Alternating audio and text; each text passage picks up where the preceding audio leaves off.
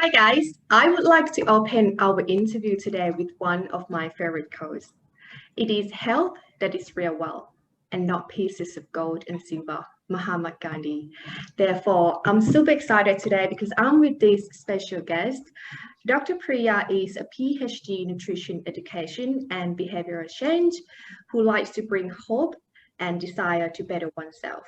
She encourages her clients to change an old pattern and breaking unhealthy habits towards a healthy lifestyle. Well, let's just welcome her in so that we can get to know her a little bit more. Okay, welcome, Dr. Priya. How are you Thank you today? so I'm good, thank you. Thank you so much for having me on board. I'm so excited to be. It's my pleasure actually. Like I've been kind of following you for a while now on Instagram, and I see what you do out there, like about plant-based diet. And I'm kind of, like I want to know more about these diets as well. And Sure. I think, yeah, and I think a lot of people out there, they still have like a misconception, I think, about plant-based diet. So before we start our interview, can you just tell us a little bit about yourself? How did you get into this field and just what you do now? Sure. So I grew up in Bangkok. I went to NIST International School. And when I was in NIST, I got recruited to play basketball, Oh, not only for the school team, but I also trained with the national team for a little bit. So I guess I would say I was, growing up athletic, I was already interested in my fitness and my own nutrition. mm-hmm. That kind of led me to be more interested in the well-rounded package for my family as well. And from a young age, I always had an interest in making sure I took care of my parents, what they ate. And so it kind of naturally led me to completing a PhD in nutrition. I completed it at Columbia University. My bachelor's was in health and sports science from UNSW in Sydney, Australia. And then I got into a master's degree at the University of Pittsburgh in the US for sports medicine, which is where I developed an interest in nutrition. And then ultimately that led to the PhD in nutrition at Columbia. So, after so much academia, I decided, enough with the studying. I want to I want to practice what I preach now. Yeah, So I formed my own consulting company yeah. almost 3 years ago. Okay. And now basically what I do is I consult for gyms, I coach trainers at the gyms. I work with restaurant chains to kind of develop their menu. Oh, And then okay. of course, I do a lot of, one-on-one client work with private clients as well. And it's Mm-hmm. basically to introduce people to not a diet, but kind of a lifestyle, which Oh, is I why like I that. chose yeah, which is why I chose the name of my company as Lifestyle Nutrition Consulting. I'm not here to kind of force feed people to eat a certain way. It's just Mm-hmm. encouraging them to follow a plant-based way of life 80% of the time. Mm. So that's kind of, my background. Okay. Yeah, because like I think like personally I don't really like to use, like the word diet. It's just kind of when you Right. say diet, it's just like, oh, only chicken, like or broccoli, and but yeah, let's just say if we say, like plant-based diet today, just we don't mean like you have to just only, like eat only veggies, just so that Yes, audience know exactly. that. Yeah. Yeah, Okay, all right. I'm very, very excited to dive in our first question. So I'm just gonna dive in now, okay? Um, sure. can you tell us what is plant-based diet and what makes it different from, other diet out there? Sure. So with a plant-based diet or a way of life, the majority of what we do is we eliminate processed food. We Mm. try and eliminate as much added sugars. We try and eliminate white flours and also eliminating processed oil. So not only does it encourage 80% at least, of the time adding in plant-based sources, but it's also the removal of the processed that a lot of people don't understand come with health risks. So if you want me to describe a plant-based diet, it's basically finding the majority of your food sources from plants. So fruits, vegetables, nuts, legumes, seeds. And then on the other hand, because I do actually eat meat, I would say very rarely, and I do also still add in dairy. I would say I'm what you call a flexible plant-based dieter. When you want to when you want to encompass a full plant-based diet, we call it basically vegan. So the people that eliminate, yeah, the people that eliminate dairy and meat are vegan. Uh-huh. You know, I'm a flexible plant-based eater Okay. where I choose 80% plant, 20% meat and dairy. Then you have vegetarian who may not eat meat, but they drink milk and have dairy. Ah. And then, yeah, then you have pescatarian, which choose fish and seafood. Hmm. There are so So I many guess, terms out there. It's just, like I'm a vegan, okay? I'm a vegetarian, I'm a plant-based. I was like, oh, what's the difference? yeah. So basically, I think plant-based is like the umbrella. You know, Mm, it's almost a way of life. And I choose to make sure that a lot of my clients and I myself follow what I call 80-20. And it's always 80% choose whole grain, choose vegetable, choose fruit, choose nuts. 20% is the meat, the dairy, the processed. mm-hmm. So, I think, under the plant-based diet umbrella, you can have many kind of ways, but the majority of what I would suggest is 80% plant-based, 20%, Okay. Okay. yeah. Oh, now that makes sense because before, like when you say, because like plant, right? Like Yeah. plant-based. So I thought, okay, you must eat, like all vegetables and no meat at all. And now it makes sense that you still can eat, like meat 20% and then with the vegetable 80%. Um, who is plant-based diet for? Or like it's for everyone if you want to go plant-based diet? Yeah, I think that there's no, I would not exclude anybody to be encouraged by the plant-based diet because when you do add in plant sources, you're improving your health significantly. So a lot of my clients come to me with high cholesterol, high triglycerides, high blood sugar, and the majority of the time they're overweight. So a really fun, positive side effect to eating a plant-based diet, majority Mm, plants, is weight loss. So it's not something that I make sure my clients eat right away. It's something that I want them to adopt over time. So it's a mm-hmm. lifestyle change. So the plant-based diet is for people who want to lose weight, who want to improve their health, who want to improve sleep, who want to improve their energy throughout the day, who want to improve performance. So, you know, it's for everyone, really. Mm. And how long have you been a plant-based diet now yourself? I would say for a majority of my life, when I moved to Sydney for my undergrad, I was a vegetarian. So I actually Mhm. stopped eating meat, and then decided that I do like bacon once in a while. I Is do there is there want like a a chicken burger specific once. reason that you prefer? Because like some people they say the reason I go vegan because like I don't know, one day I was watching a TV show how they kill animal and that's why they stop eating meat. But like as for you, is it for like a animal cruelty thing or you just prefer?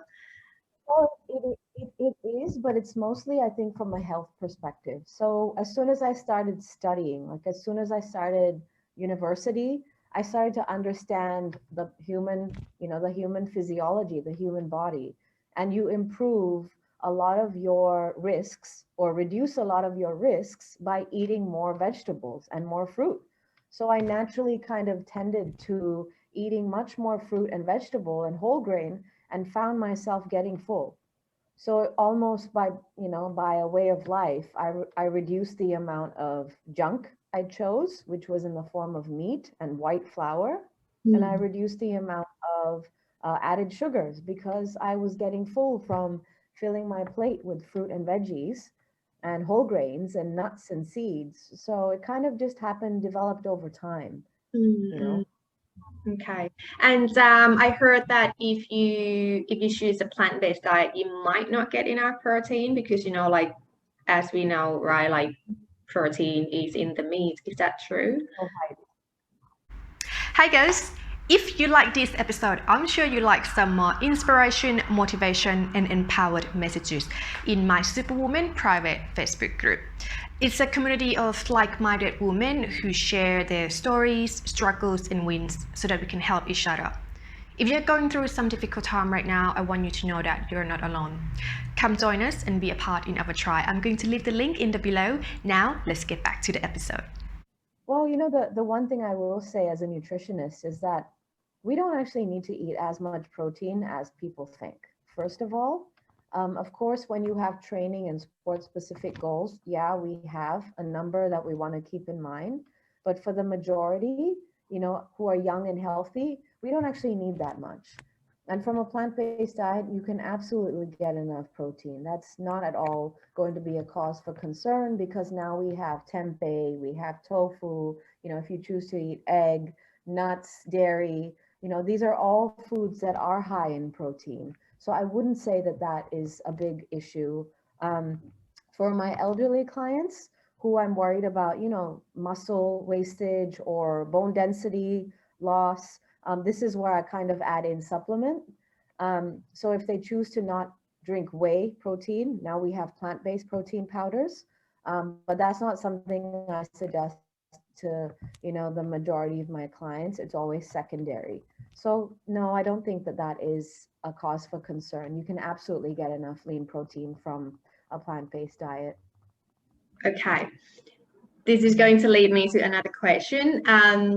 Let's say, like there's someone, she's a vegan, and she wants to lose body fat. She wants to build muscle mass at the same time. And normally, let's say if it's like like my clients, if they have like a normal diet, I would just tell them, okay, make sure that you hit your protein today, like daily. And like for example, I would just like use my hand as a portion size for the protein. Now I'm just like wondering if like for someone who wants to go plant-based diet, is there any way to measure the protein, or is there like a how much protein they should take daily just to make sure that they get enough protein? Yeah. So normally what I do is I multiply their body weight by 1. A lot of my clients who are very much gym focused and training specific, even 1.2 multiplied by their body weight in kilograms is a significant number that I do suggest. And if we don't find it through food, then we supplement. So that can either come from whey protein powder or plant-based protein powder, which you can add to things like pancakes. It doesn't always have to be a smoothie. I added in waffle batter, things like that. So, yes, there is a specific number that we target, but each individual client is different. And if they are vegan, it is especially important that not only are they meeting their protein requirement, but also their micronutrient requirement, because it's very important that they're not deficient in vitamins and minerals, which sadly is the case for some vegans, because they tend to stick to the same kind of food every day, and it's not very varied, in my opinion. But in terms of protein itself, yes, I will always make sure that my clients will kind of come up with a goal. If it's 1, multiplied by their weight in kilograms, or 1.2, it really depends. Okay, and I'm just curious, do you have your clients kind of track the calorie, or my now, right? Do you have them do that as well, just to make sure daily, or? So a lot of my clients come to me and they tell me that they are already intimidated by the whole process. So I kind of remove the fear, and I don't have them track their calorie or their macros if they don't wish to. The ones that wish to, of course, we use things like MyFitnessPal, or I give them a log. So they write down what they eat every day, and then we go through it on our weekly check-in call. But for the majority of my clients, I do that for them behind the scenes. So I'm kind of calculating their macros and their calorie, but I don't really present it to them written down, because a lot of my clients will then get obsessed with that number. And I'm trying to remove the idea of, sticking to something very rigid or structured. So I tell them 80% non-processed plants, 20%, whatever you wish, so it kind of, I think with my clients that works better than taking account of, and of course at every meal I make sure half of their plate is veggies, the size of their palm is protein, palm protein, I make them memorize that, and cup carb, the size of their fist. So on top of that, is then we add in the extra kind of more specific goal. But I don't normally have them track the calorie or the macro. I do that for them. And most people think that, if you're going for a plant-based diet, is, kind of like expensive, a little bit complicated to prepare or cook. What is your thought on that? Is that true? I don't think that's necessarily true, because we have, luckily in Thailand, we have a vast amount of produce. We're so lucky with the tropical fruits here. We're so lucky with the amount of vegetables we can find. Whole grain wise, now we have rice berry, we have brown rice, we have barley, we have quinoa, we have spelt, we have buckwheat, we have farro. So, some things are a little bit more pricey than, let's say, white rice, but it's almost like, these are expenses that almost add up in the end, because you're preventing yourself from perhaps getting diabetes, or getting to be treated at a hospital system, which will cost you much more in the long run. So I don't think that's necessarily true. We have the cheaper, more affordable options for sure. We also have the premium product, but the premium product are almost not so necessary. If you stick to the basics of having a salad every day and then adding in the lean protein of your choice and some fat, then you're good to go. So, I don't think that's necessarily true. And because I've been following you for a while, I think like weekly you send out an email, your simple, easy recipe, which I like. And you just make, plant-based diets, like so easy to cook. So and I'm glad. it looks good and it tastes good as well. So No, thank you for that. I mean, it's so, I don't want to be someone on Instagram who's going to present complicated, Insta-worthy, breakfasts or meals. It's almost, I want it to be adaptable, and you can do it 10 minutes, you're done, and you're on the go, carrying on with the rest of your routine. Yeah. So, it's really nice to hear that they are simple. I do try my best to make sure it's simple, it's convenient, and it's also what we're used to, as I'm a Thai Indian. So for me, always choosing something like a quinoa salad and some salmon on the side is not realistic. I do like my gapao, I do like my quinoa, and I do like my roti and dal, so I try to make sure that my followers and my clients know that you can eat what you grew up eating and you're used to and you love, but there are simple measures to making sure that it's healthier. And that doesn't have to take time, and it's not expensive. So that's primarily, what my Instagram, I hope anyway, kind of projects. So yeah.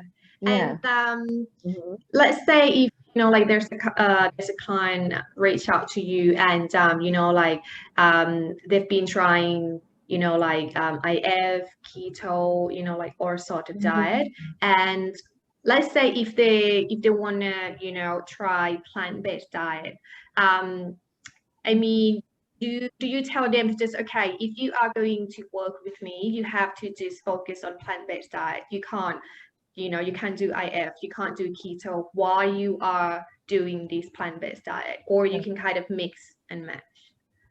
Yeah, so I always want to make sure that I am client focused, I am client centered. So if they do come to me with extreme measures that they're already doing, and if they want to stick to it, by all means, I will try and help them understand that these are not sustainable practices, and I will slowly shift them to adding in more, either fruit or veggies. We kind of pick a goal. So every month it's like, okay, look, you don't want to eat breakfast, and that's fine if that works with your routine. But then let's add in one extra snack that's just fruit. So it's almost like working with them and around what their kind of used to and what their routine allows, but pushing them towards eating more plants. So I will never force someone and say, look, that is no, you have to do. I can't do that. I will never do that. It has to be sustainable for them. But of course, from a health perspective, I will always encourage them to move away from keto and, the rest that are very extreme and even unhealthy in the long run. Yeah. So, I try to, work with them as best as I can. And be the first step for someone, let's say, who wants to, go plant-based diet, but still kind of like, okay, so what should I do? Should I just, stop eating meat, or what would be the first step for them? This is a great question, because this is something that I want a lot of people to understand, is that the first thing you should do, or you can do, is just eliminate processed. So eliminate anything that comes in a package that has ingredients you cannot pronounce. A lot of baked goods, cookies, croissants, things like that are processed and have white flours and have processed oils and margarines. Those are what I would use as step one. Eliminate processed. Step two could be eliminating added sugar.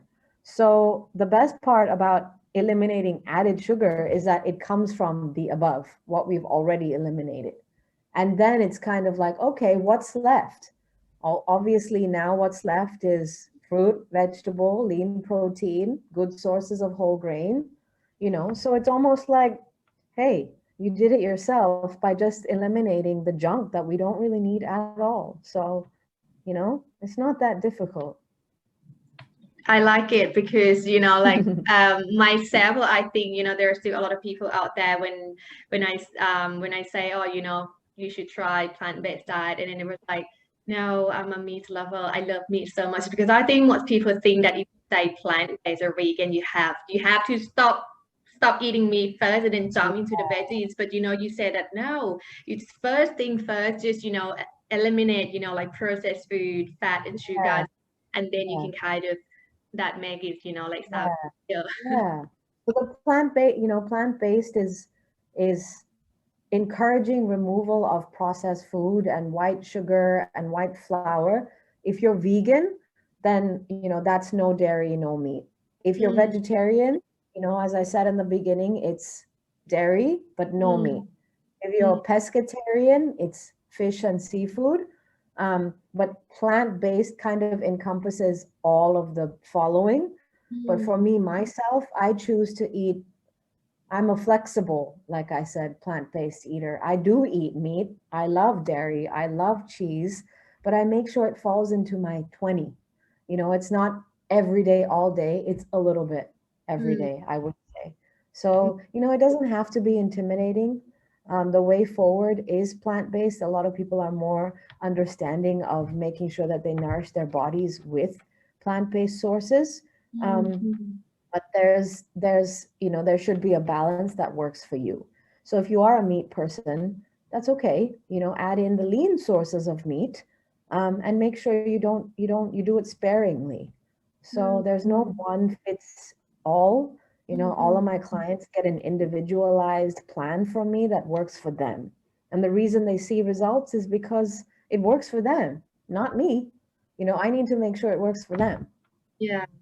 It's kind of like, you don't have to just, wake up one day and just, stop eating meat. It just kind of like slowly adjust, maybe today you stop, eating, the fat food. And I think when you kind of, like eliminate that, you will feel better about yourself. And then later on, once you feel better, you go, oh, okay, I can do this. Now I'm just going to add a little bit more veggies. And then it just kind of, right, slowly.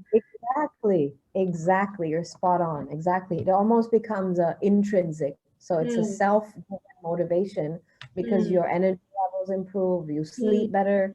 When you work out, you're not maybe as fatigued as soon. You're getting kind of the whole, balanced diet. But you're absolutely right. It falls into one tiny change, kind of spirals into a healthier lifestyle overall. So. Okay. All right. Dr. Priya, before we wrap up, do you have any last message for the audience? Anything Sure. about? I mean, if you stick to an 80-20, as I've mentioned several times through this podcast, I think it will be, the most helpful and sustainable for you in the long run. Following an 80-20 kind of plant-based diet means that you don't have to restrict yourself. You can still eat the snacks you enjoy, but in portioned. So portion control and 80-20 are literally my two best friends. If you follow me on Instagram, it's at Lifestyle Nutrition Consulting. You will see that this is all what I talk about. Eating foods you love, but in portion control and choosing 80% plants. So, Yeah. that is what I can say to everyone.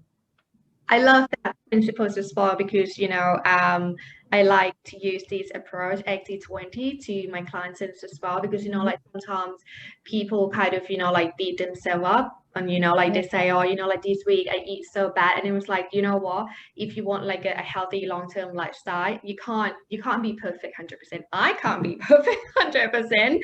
So as long as you eat good 80%, you know what, 20% reward yourself. Exactly. Go eat what you want to eat. I think that way it's gonna, be a sustainable long term. Exactly. Yeah, you're absolutely right. I love that. All right, Dr. Priya. I want to acknowledge you for being here with me today. You give me a lot of knowledge about plant-based diet and just help me with the misconception out there as well. I think this is very helpful for people who's interested in plant-based diet and or maybe just for someone who wants to just add more plant-based diet into their normal diet. So I just want to say thank you so much for today. Thank you so much for having me. Thank you Yeah. so much. It means so much that you thought of me. All right, guys. Thank you so much for today, and let's see who's going to be my next guest next time. Until then, take care.